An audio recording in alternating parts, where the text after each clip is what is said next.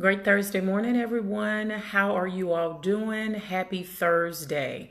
I'm going to go ahead for the sake of time and just swan dive straight into today's topic. I will let you know that this video may not be as funny and or as aggressive as most has been in the past. This is one of those really from the heart type videos. And so how this topic came about is I seen it posted on Facebook, and then a first lady that I know in Tennessee, I did not get permission to use her name, so in Tennessee had shared something again, yet similar. And so basically the topic that I'll be speaking on today, good morning Dalisha, is unresolved childhood/past issues can manifest themselves in your marriage. Unresolved childhood/past issues can manifest themselves in your marriage. And so when I think about marriage and I'm praying and I'm seeking God, good morning, Kevin. How you doing, sir?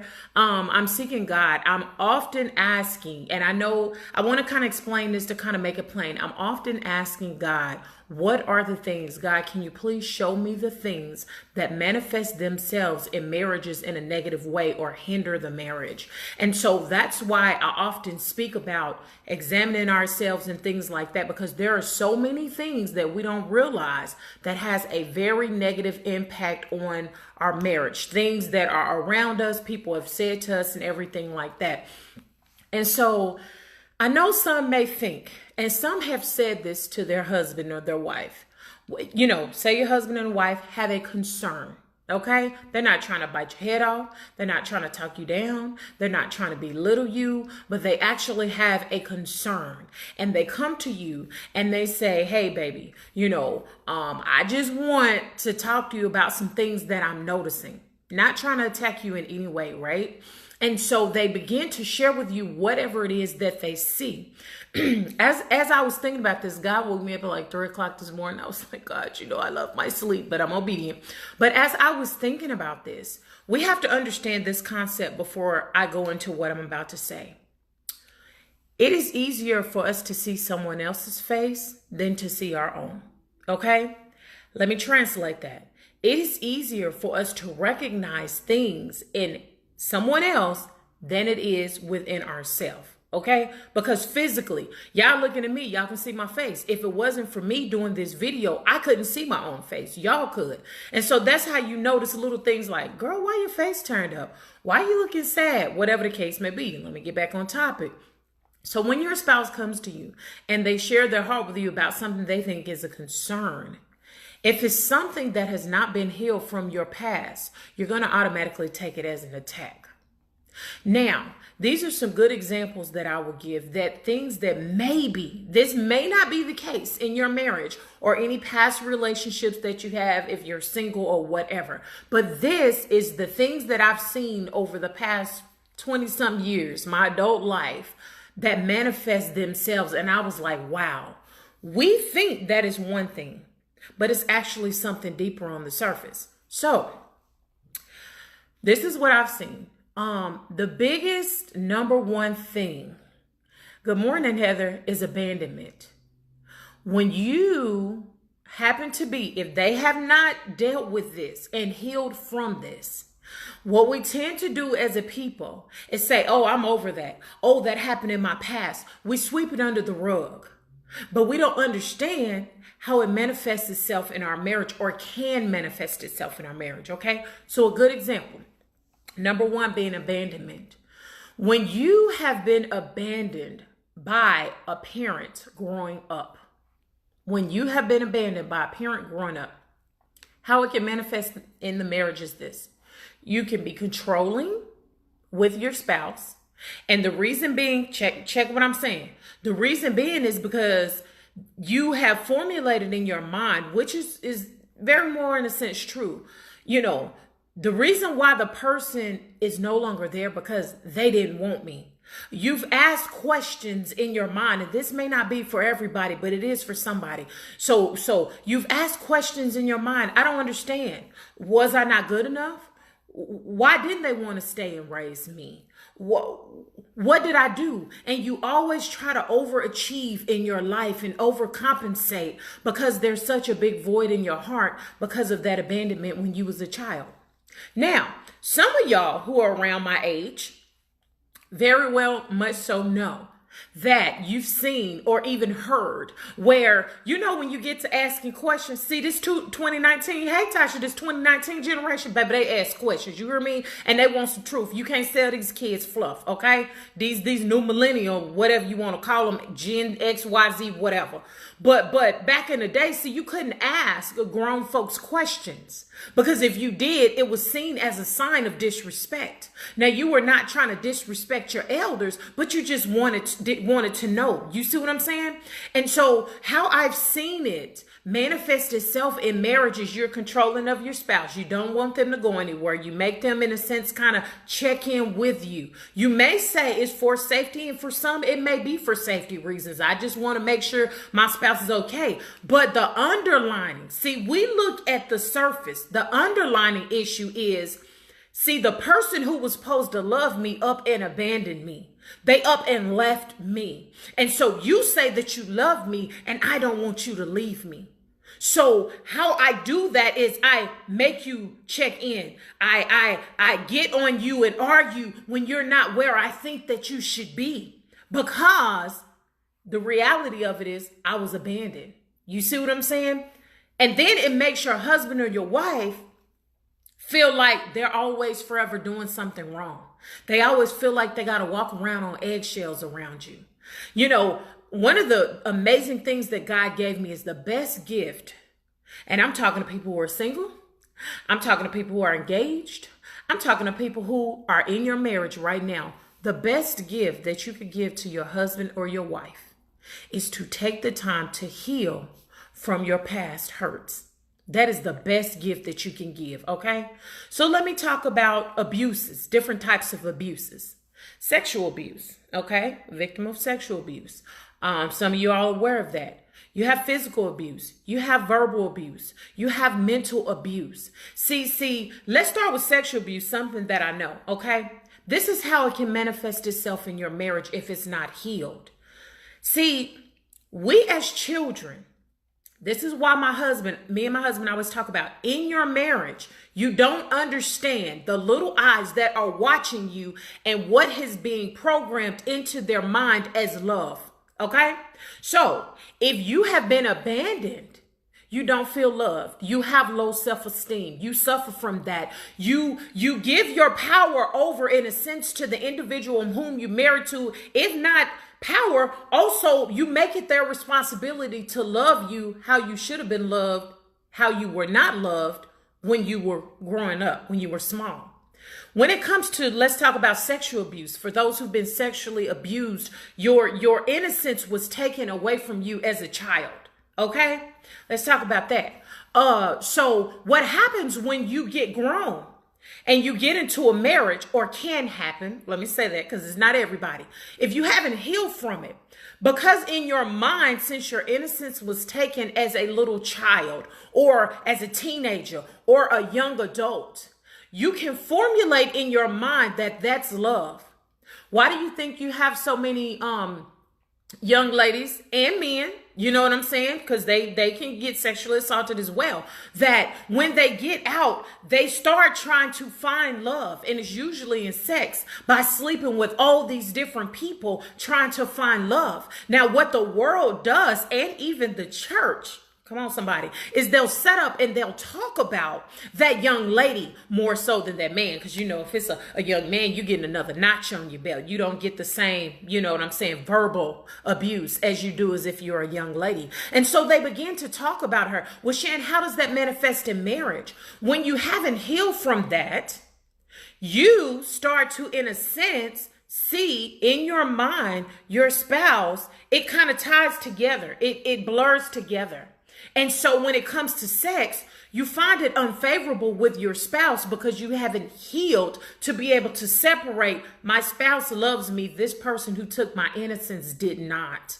So what happens is when your husband or wife tries to be intimate with you and you all, be intimate with each other, what happens is you holding back because you haven't dealt with that. What it does is it makes your spouse feel like they are not good enough in the bedroom when that's not even the problem. The problem is you haven't healed from that which hurt you in your past. So that's physical abuse. Have you ever, because some of y'all have, and nobody ever stops to think about this. Have you ever seen a young lady who was being beat by her husband? And you tried to help and say, girl, why don't you leave? You even got with other people, men and women, people in the church and outside of the church. Oh, she's stupid. Why don't she leave? I don't understand. We go and help her and she keep going back to this individual because the physical abuse that she experienced in previous marriages or relationships or in her childhood, and this goes for males as well, was communicated to her as love. You see what I'm saying? So in her mind, she sees that physical abuse as love. See, some of parents, let me holler at some parents, you talk down to your children. You tell them that they're stupid. You tell them that they're never going to make it. Oh, you just ignorant like your mama. You going to be a dumb so-and-so like your daddy. And then you sit up here and you wonder as a parent when they grow up and they marry the very things that you speak out of your mouth, because the word of God says that life and death is in the power of the tongue, and they that love it shall eat the fruit thereof. Baby, you're going to be eating the fruits of what you say when you experience your child being married to the same individual. You see what I'm saying? Because those are the words that you created. Our bishop that we came up under spiritually, when we grew up under, he said, imagine when you speak a hand coming out of your mouth and it's creating the very words that you are speaking. So you turn around with your child when they get grown and they go and run to the arms of this individual because that's what you spoke as love to them. We do not understand. And that's why the word of God says that before you harm an innocent child, paraphrasing, you might as well go and tie a rock around your neck and drown yourself in a lake. That's what the word of God says. So we don't understand the hurt that we cause. It irritates me. And I can speak about this because, for those of you who know us and has followed us for some time, my husband came into the marriage with a daughter, and I came into the marriage with a son. My oldest daughter, my husband's biological daughter, grew up without a dad because of the choice of the mom. She punished, in a sense, she thought she was punishing him, which she was, because daddy and daughter was like this. You see what I'm saying? You could not see daddy without seeing daughter. She was just, oh my God, she was extreme daddy's girl. But she suffered a lot of things in her life. All these things that I'm talking about, that's how I can speak from it. All because mama made the decision. You don't want me, you no longer allow me to use you as a wife to a husband, in a sense, her, the ex-wife to my husband. So what I'm going to do is I'm going to take what you love the most from you, which is your daughter. Okay? Now, any parent that is mature should know that you end up hurting the child in the long run. You might hurt the parent. You might hurt your ex-husband, your ex-wife, your baby daddy, your baby mama. But who you ultimately end up hurting in the long run is that child. So let's flip it on the other side. I didn't realize this till God showed me this morning. So my biological child, our oldest son, grew up without his dad. But that was by the choice of the dad. You see what I'm saying? But when a child comes to you, mom, dad, and they ask you the questions that they need to know to help in their healing process, I would encourage you to speak to them on their level. The first time my son came and said, Mama, I don't understand why you and daddy, I'm not going to say the father's name, why are y'all not together anymore? He was 9 years old. He was smart enough to know, I need to ask these questions. I gave him a little bit on his level, and I said, son, when you get older, I will explain more. Now, see, these kids want to know. These kids, a lot of them cannot deal with the pressures of life the way that we had no choice but to deal with it growing up. A lot of these kids are taking their own lives as young as second grade because we as adults don't want to help them in their healing process in which we have caused. You see what I'm saying? Think about some of the things that you currently do not heal from. I'll use an example of the military. We have a lot of veterans, I'm sure, listening right now. When you do not heal from those military wounds, you end up hurting not only yourself in the long run, but you hurt your spouse and you hurt your children. So y'all probably thinking, well, Shan, how is it or what does it look like when people don't heal from their hurt? They get addicted. They have an addicted personality. That's one of the first things. One of the very first things that come to my mind is alcohol. So I need something to numb this pain that I'm feeling. So I'm going to go drink a fifth of whatever. I'm going to go drink some Hennessy. I'm going to go drink. You got this numbing. You just want to numb it. But you say, oh, I'm all right. Oh, that happened in my past. I don't even deal with that no more. I don't think about it. You a lie. Because that which you're not willing to heal is going to continue. Things are going to continue to build on it. And so the way that you act, because if you are healed from it, you're not going to have that addicted personality. If you are healed from sexual abuse, you're not going to be out here sleeping with every Tom, Dick, Harry, Sarah, Jane, and Lisa. You see what I'm saying? If you were actually healed from the abandonment issues in which you suffered as a child, you wouldn't be belittling and trying to control your spouse. Now, I've said this some time, and so I give specific because being in the counseling field, and I've already spoken to my clients, I don't want them to think that I'm speaking anything from the room. So that's why I always explain, if y'all ever wonder, and give specifics. So when me and my husband had our business, Beauty is My Business Studio, I used to do a women's group per se, and it was entitled Sister to Sister. And one of the things that we spoke about was happiness. See, when we are hurt from our childhood traumas, when we are hurt and not healed from our past relationships that were abusive or whatever the case may be, what we tend to do is we tend to find happiness and make everybody else responsible for making us happy. Now, what I have learned through all my experiences is that happiness, it is not my husband's responsibility to make me happy. And y'all gonna say, Shan, you drinking on this morning. But listen to where I'm going. This is for the mature folks. This ain't for the people who you still on Gerber baby food. This is for the people who eat steak, okay? Who are able to understand it, their intellectual level of understanding. So in saying that, it is my responsibility to figure out what makes me happy, what don't make me happy, what I like, what I don't like. You see what I'm saying? All these things.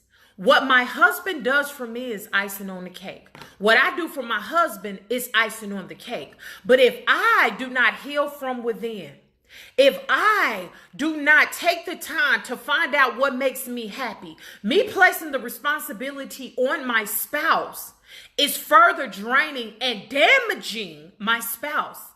Have you ever met somebody that they jump from marriage to marriage to marriage to marriage? And when you sit down and maybe have a conversation, you're not trying to clown them. You're not trying to condemn them. You see what I'm saying? But you're just trying to get a level of understanding. Sis, no, because the females might think I'm picking on them. Bruh, now, you was just married to Lisa. And dang, it's been 2 years and now you married to Sheree. And then, dog, I turn around and now you married to Tammy. You'd have been married like 7, 8 times. You got 15, 16, 17, 18 kids out here, but all these different women, to include the ones that you didn't marry. What was the reasoning? Oh, they wasn't right. It was them. They wasn't right. Hold on. Let me holler at you.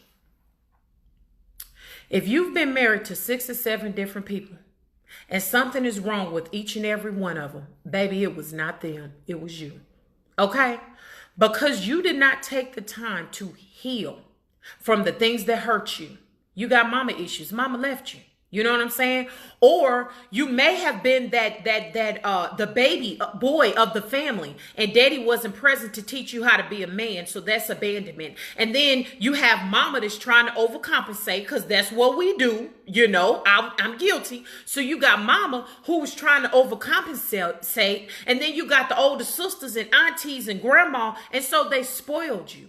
And so when you went and you married the first, the second, the third, the fourth wife, they did not spoil you the way that mama and sister spoiled you. No. Or mama didn't have you around other men to say, hey, you know, your dad's not in your life, but this is an excellent example. You know what I'm saying? Of somebody that can help to teach you. Because, son, I can't teach you how to be a man because I've never been a man. Come on, somebody. Now, I had this mentality when I first had my son. Oh, you okay? I do it on my own. I don't need a man for nothing. I don't need a man. Man, God shut that thing down so quick because I was married within 2 years of speaking that out of my mouth. I couldn't teach my son how to be a man. I commend every single woman out there, that single parent, single mom, that you have boys and you did the best you can. I commend you. But baby, we cannot teach. We can teach them to the best of our abilities. But that's just like a man trying to teach a young lady what it's like to have a cycle. He don't have one. He don't know what it's like. He don't know the best feminine products to buy. 9 times out of 10, he gonna turn to a woman and say, help me. Because I don't know nothing about that stuff, because I don't know about cramps like that. You see what I'm saying? So the whole moral of this video is, if you find yourself in your marriage right now, arguing, you find yourself always blaming your spouse for the issues in your marriage. Everything that they try to do to make you happy is not good enough. It's never not good enough. You always find fault in your husband or your wife. Everything that they try to do, you tell them, baby, won't you be romantic? They try to be romantic the best they can. Well, it's not good enough because I had to tell you to do it. Okay, baby, what do you want? See, that sounds like hurt right there. You have to understand that you cannot punish your spouse, your husband or your wife. It is very unfair for the inappropriate job that your parents did with you. Okay? Your parents are the ones that should have did better. Maybe they did the best that they can, but that hurt and all that kind of stuff like that, I always tell people this: place the bag of responsibility where it belongs. Do not, you carrying all these bags on you of things from the past that you never healed from. You see what I'm saying? And then when somebody sees you as an individual and they want to love you and they want to be there for you, good morning, Paula, then what you do is you place all those bags that you've been carrying on your husband or your wife, and you try to make them carry your crap. That's what you try to do. You make them carry your stuff, and you try to make them responsible for your stuff, because I can't go and talk to daddy about it because that'll be seen as disrespectful. Come on, somebody, especially those raised in the South, the Midwest to the South. Oh, I can't go and talk to mama about it because she'll think that I'm sassing her. First of all, number one, you grown. You a whole grown person. If you can cuss out your spouse because of the things that happened in your past, you can use that same mouth to go talk to your mama, okay? Or to go talk to your daddy. Go get you some answers. If they refuse to answer, this is why I think it's important to have a relationship with the Most High God. Keep in mind, too, a lot of people did not have that foundation of church. I was thinking this morning, I thank God for my grandparents, because, baby, I was riding to church with them all the time, especially my papa. Every Sunday, every Wednesday, every BTU, all that. Because with all the hurt, that foundation of church taught me how to have a relationship with God, not with people. That's a whole nother thing. Not to have a religion, but to have a relationship with the Most High God.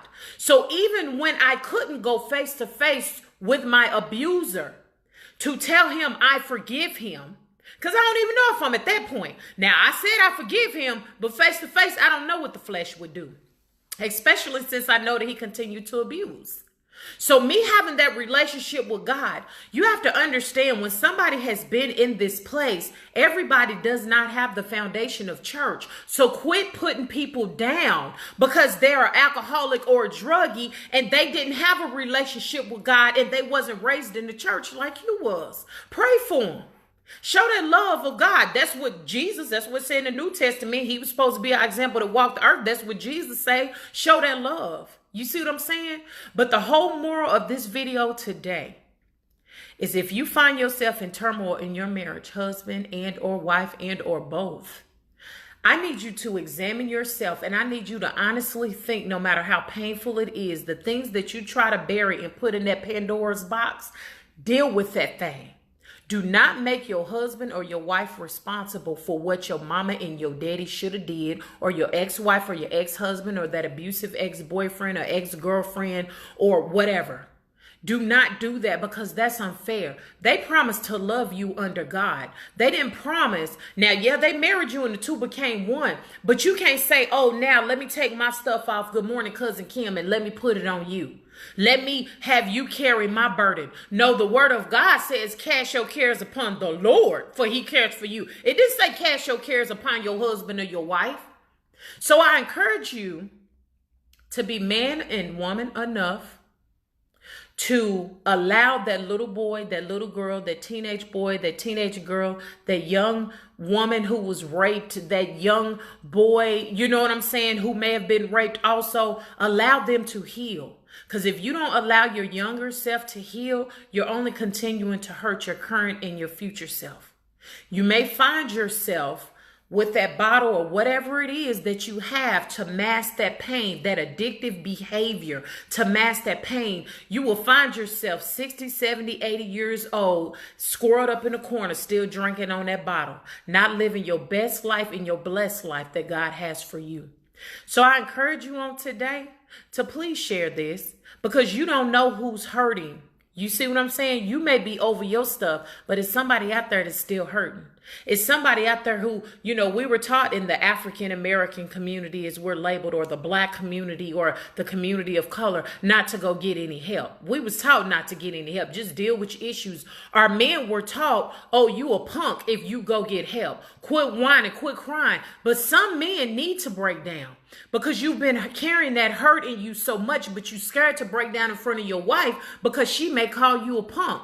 Because that's how she was raised. You see what I'm saying? You see how the things of how we were raised were wrong? You see what I'm saying? Oh, it's okay for me to cry as a woman. If she cries, she always crying. She just moody.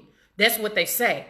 A man can't cry because he's a punk. You supposed to be strong. You're not supposed to let nobody see no tears.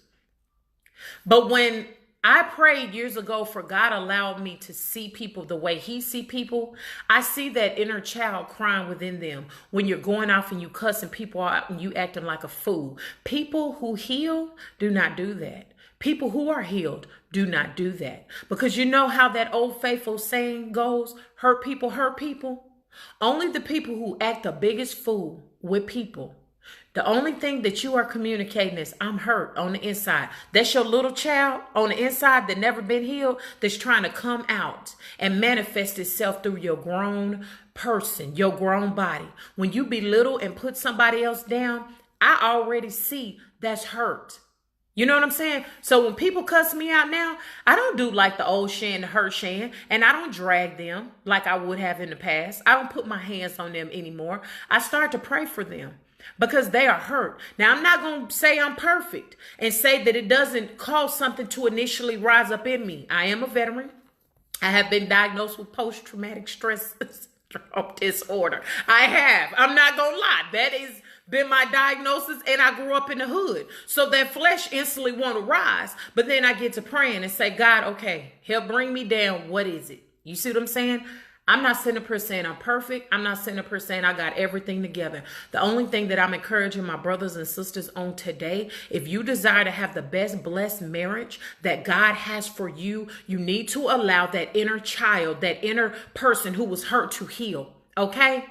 And stop blaming your husband or your wife. It's time for us to get this thing in order and get it together because the enemy, the devil, the thief, like I said in John 10:10 on yesterday, is coming to steal, kill, and destroy. You see what I'm saying? So I just encourage you, get some healing. Please get some help. Quit numbing yourself with this medication that these doctors are prescribing unless you need it for that specific time. Just to, you know what I'm saying? Deal with it.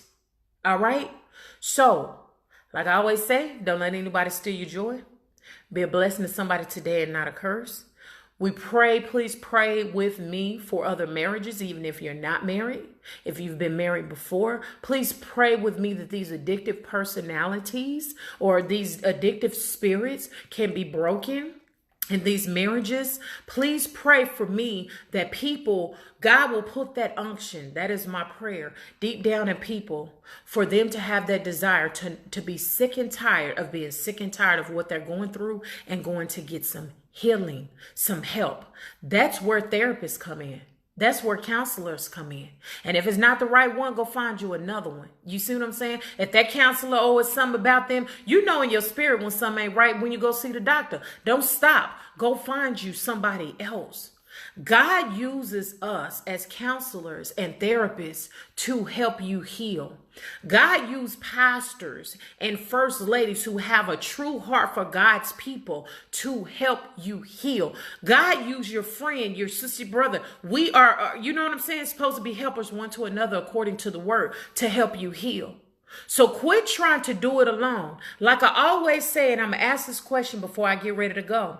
You've been trying to do this thing on your own, this healing, as you say, while you healing in this bottle, you smoking this weed, you on this meth, you on this pot, you addicted to these narcotics, just trying to numb it. You having sex with various people, just trying to numb the pain, or you belittling and hurting the very person who loves you the most and want the best for you, which is your husband or your wife. You've been trying to go at it alone for 5, 10, 15, 20, 25, 30 years. It's not working. How is it working out for you? Are you living the best, blessed, prosperous marriage that God has for you? Are you? How's it working out for you? Well, go get some help. So y'all have a blessed day. Don't let anybody steal your joy. Be a blessing to somebody today and not a curse. Share this because it's free. And Shannon will be back with you with whatever God places on my heart for tomorrow. God bless and have a blessed day.